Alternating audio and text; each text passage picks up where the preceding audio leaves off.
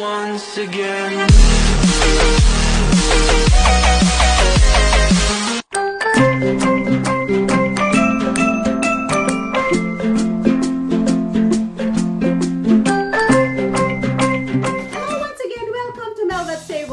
Today, I will show you a very different version ng Mechado.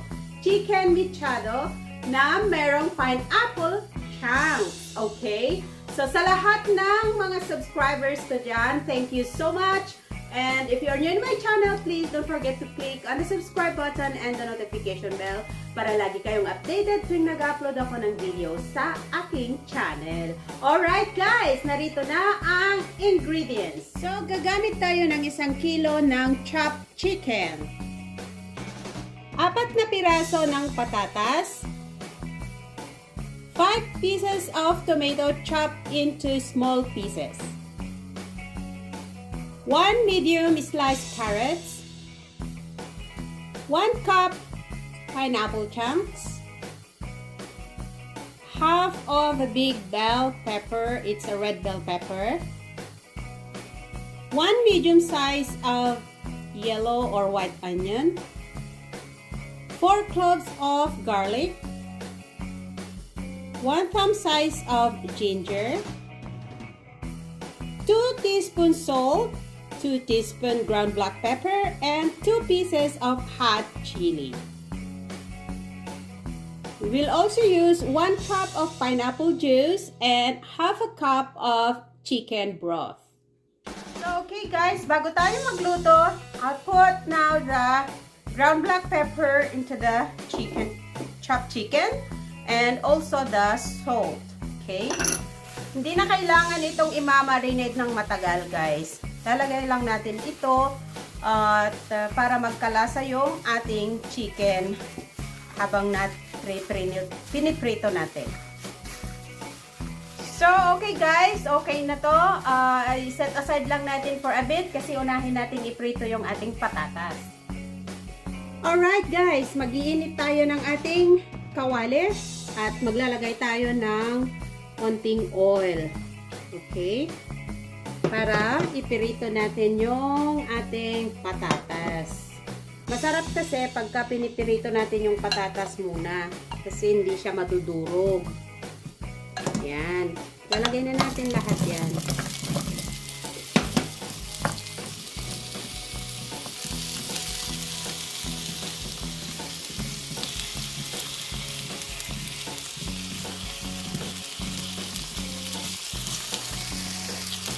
So guys, watch out lang sa pagpa-fry ninyo. Pag nag-brown na yung kabila, babalik ta rin ulit natin para both sides ay magba-brown.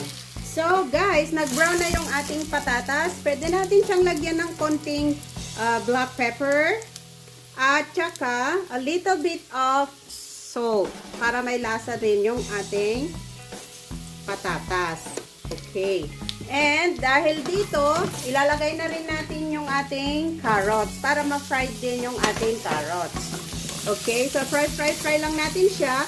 And then, we will set this aside for a bit. Okay?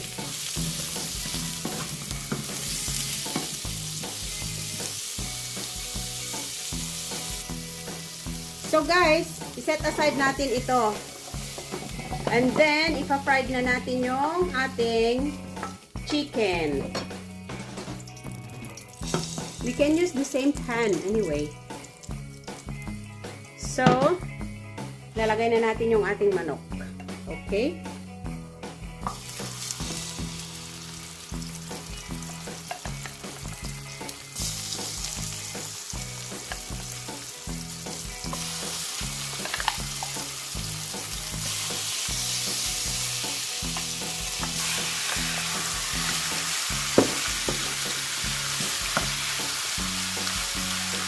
Hintayin lang natin siya guys na mag-brown ulit. The same thing. Iba-brown natin yung both sides ng chicken bago natin siya iset aside ulit mamaya. Okay? So guys, pag nag-brown na yung kabila, babaliktad lang natin siya. And we'll do the same thing sa kabilang side. Guys, dahil na fried na natin siya, okay na to pag brown na yung both sides natin. So, i-set aside natin ito and maglalagay There you go. And maglagay tayo ng oil sa ating pan.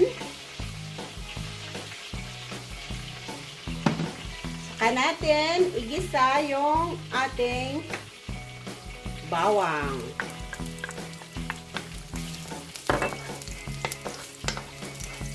Lagay na rin natin yung ginger and onion.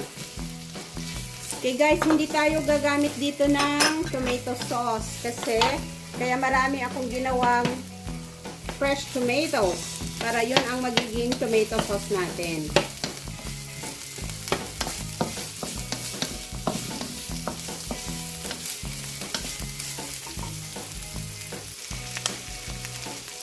Okay guys, isunod natin yung ating tomato. Yan. Pwede tayong maglagay din ng konting salt.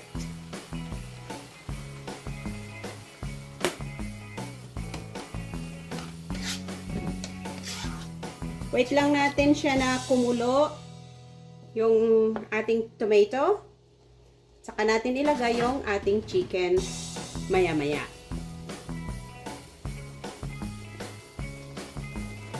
So, ayan guys, kumukulo na yung ating tomato.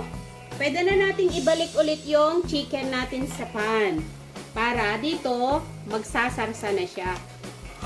Dahil prinito natin to, may oil ito, kaya wag na natin ilagay yung oil. Para naman sa ganon, hindi tayo kakain ng maraming oil.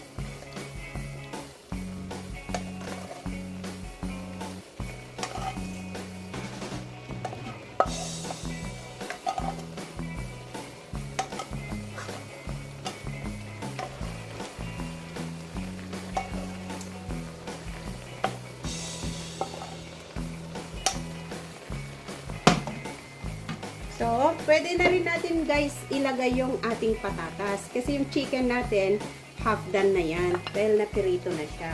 So, ilalagay na rin natin yung ating patatas at carrots. And then, we will now put the pineapple juice na pangsabaw natin. At ang ating chicken stock. There you go. So guys, pakukuluan lang natin ito hanggang sa kumulo at maluto yung ating ginagawang mechado na may pineapple. Yan guys, kakaibang mechado ito.